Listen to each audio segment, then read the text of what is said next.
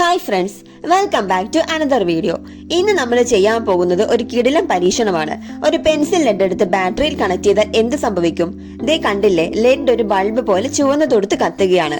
ഇത് മാജിക് ഒന്നുമല്ല കേട്ടോ, ഇതിന് പിന്നിൽ ഒരു സയൻസ് ഉണ്ട്. അതെന്താണെന്ന് നോക്കാം. ഇതിനെക്കുറിച്ച് ചിലർക്കെങ്കിലും അറിയാമായിരിക്കും, അറിയാത്തവർക്ക് വേണ്ടിയാണ് ഈ വീഡിയോ. ഈ പരീക്ഷണം ചെയ്യാൻ ആദ്യം വേണ്ടത് ഒരു ഗ്ലാസ് ജാർ ആണ്. അതിന്റെ അടപ്പിലായി 2 നീളത്തിലുള്ള നട്ടും ബോൾട്ടുകളും വാഷറും വീഡിയോയിൽ കൊടുത്തിരിക്കുന്നത് പോലെ അറേഞ്ച് ചെയ്യണം. അതിന്റെ കൂടെ തന്നെ ബാറ്ററിയിൽ നിന്ന് ലെഡിലേക്ക് കറണ്ട് എത്തിക്കാൻ അറ്റത്ത് ഇൻസുലേഷൻ നീക്കിയ വയറുകളും കണക്ട് ചെയ്ത് കൊടുക്കണം.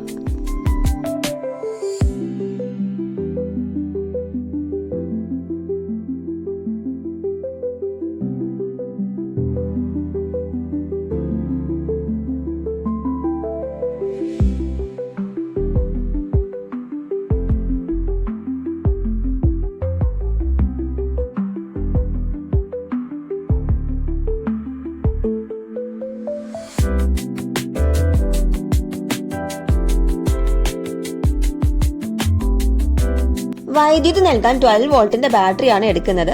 9 വോൾട്ട് എടുക്കുന്നതാണ് കൂടുതൽ സുരക്ഷിതം.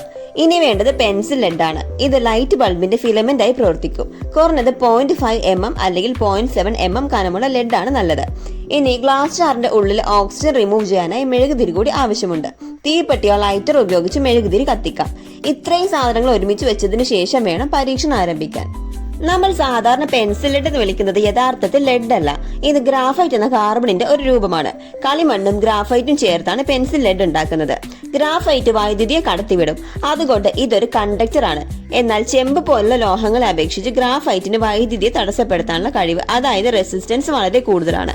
ഈ റെസിസ്റ്റൻസ് തന്നെയാണ് ബൾബ് കത്തുന്നതിന് കാരണം. നമ്മൾ ബാറ്ററിയിൽ നിന്ന് വൈദ്യുതി കൊടുക്കുമ്പോൾ ഈ റെസിസ്റ്റൻസ് കൂടി ഗ്രാഫൈറ്റിലൂടെ കറണ്ട് പോകാൻ ശ്രമിക്കുന്നു. ഈ ശ്രമത്തിനിടെ കറണ്ട് ഇലക്ട്രിക്കൽ ഊർജ്ജത്തെ മുഴുവൻ ചൂടാക്കി പുറത്തേക്ക് വിടുന്നു. ഇതിനെയാണ് സയൻസിൽ ജൂൾ ഹീറ്റിംഗ് എന്ന് പറയുന്നത്. ഇങ്ങനെ പെട്ടെന്ന് ചൂടാകുമ്പോൾ ഗ്രാഫൈറ്റിന്റെ താപനില വളരെ കൂടുന്നു. അത്രയും ചൂട് ലെഡ് ചുവന്ന നിറത്തിലും പിന്നീട് വെള്ള നിറത്തിലും പ്രകാശം പുറത്തുവിടാൻ തുടങ്ങുന്നു. ഇനി പരീക്ഷണം കാണുമ്പോൾ നിങ്ങൾക്കൊരു സംശയം തോന്നിയിട്ടുണ്ടാകാം, ലെഡ് കത്തിക്കുന്നതിന് മുമ്പ് എന്തിനാണ് മെഴുകുതിരി കത്തിച്ച് ഒരു ഗ്ലാസ് ജാർ കൊണ്ട് അണച്ചു കളയുന്നതെന്ന്. വെറുതെ ലെഡ് കണക്ട് ചെയ്താൽ പോരെ? നമുക്ക് ലെഡ് ഡയറക്റ്റ് വെച്ചാൽ എന്ത് സംഭവിക്കും എന്ന് നോക്കാം.